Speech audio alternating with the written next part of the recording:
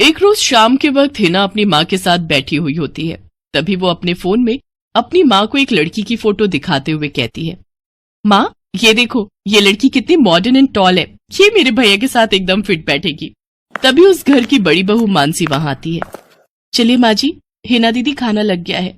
बहू यहाँ तो आ, ये देख हम तेरे देवर के लिए रिश्ता.com की साइट पे लड़की ढूंढ रहे हैं, जो कि सुंदर होने के साथ साथ अमीर भी है।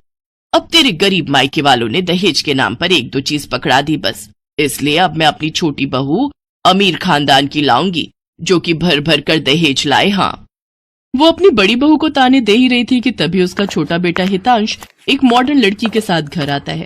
उन दोनों के गले में वरमाला डली हुई थी। हितांश बेटा, ये लड़की कौन है? माँ ये जूली है और हम दोनों ने शादी कर ली है। क्या तुम दोनों ने शादी कर ली? मैं नहीं मानती इस शादी को। हाँ तो किसे फर्क पड़ता है आपके मानने या ना मानने से?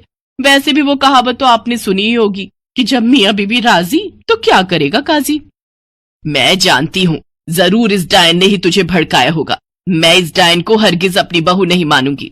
भले ही आप ना मानो, लेकिन लीगली तौर पर मैं ही तो हूँ आपकी बहू। इसलिए अब जल्दी से जाइए और आरती की थाली लाकर मेरा गृह प्रवेश कीजिए। सास बेमन से अपनी नई बहू का स्वागत करती है। जूली हितांश के साथ अपने कमरे में चली जाती है। हे राम, माँ अपनी इस नई छैल छबीली के तेवर देखे, इसके तो रंग ढंग ही अलग है, बड़ा ही घमंड है इसमें। तू चिंता मत कर बेटी, कल इसका ससुराल में पहला दिन है, तुम देखना अगर मैंने भी इसका घमंड चूर चूर नहीं किया तो। अगले दिन सुबह हितांश के पिता यानी जूली के ससुर अपनी पत्नी से कहते हैं, विमला देखो तो, सुबह के 10 बजने को हैं और ये नई बहू अभी तक अपने कमरे में सोई पड़ी है, और आज इसका रसोई में पहला दिन है और ये अभी तक अपने कमरे में है। तुम रुको जी, अभी मैं इसकी खबर लेती हूँ। नई बहू, अरे ओ नई बहू। कुछ देर बाद जूली वहां आती है। क्या बात है मम्मी जी, क्यों सुबह सुबह इस घर को मच्छी बाजार बनाकर रखा है? छोटी बहू, ये क्या तरीका है अपनी सास से बात करने का? हितांश, हितांश जरा बाहर आना तो। अब क्या हुआ जूली डार्लिंग? तुम चुपचाप से अपने बाप को समझा लो कि वो मुझसे तमीज में रहकर बात किया करे। पिताजी, आपने सुना जूली ने क्या कहा? नालायक, इस दिन के लिए पैदा किया है क्या तुझे कि तू अपनी बीवी का जोरू का गुलाम बन जाए? बस आपसे ही सीखा है पिताजी। जूली की सास खाने की लिस्ट नई बहू के हाथ में देती है और कहती है, ये ले, ये तेरी पहली रसोई की लिस्ट है। आज तुझे ये सब खाना हम सबके लिए बनाना है। और हाँ, उसके बाद किचन की साफ सफाई भी कर देना। सासू माँ, ना तो मैं खाना बनाऊंगी और ना ही सफाई करूंगी। बहू आई है घर में, कोई काम वाली बाई नहीं जो उसे आते ही काम बता दे।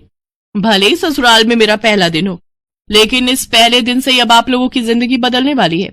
तो मेरी प्यारी ननद जी, पहले तो आप इस घर की साफ सफाई करोगी और सासू माँ आप बनाएंगी खाना, और वो भी मेरी पसंद का। मैं ये सब नहीं करूंगी, समझी?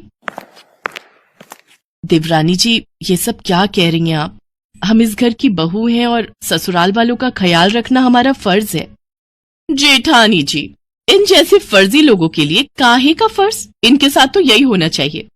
बड़ी जुबान चलती है तेरी, मैं तो तुझे छत से धक्का ही दे दूंगी, फिर तू भूतनी बनकर भटकती रहना। और ये हो गई आपकी कही बातों की सारी रिकॉर्डिंग। अब अगर सासू माँ आप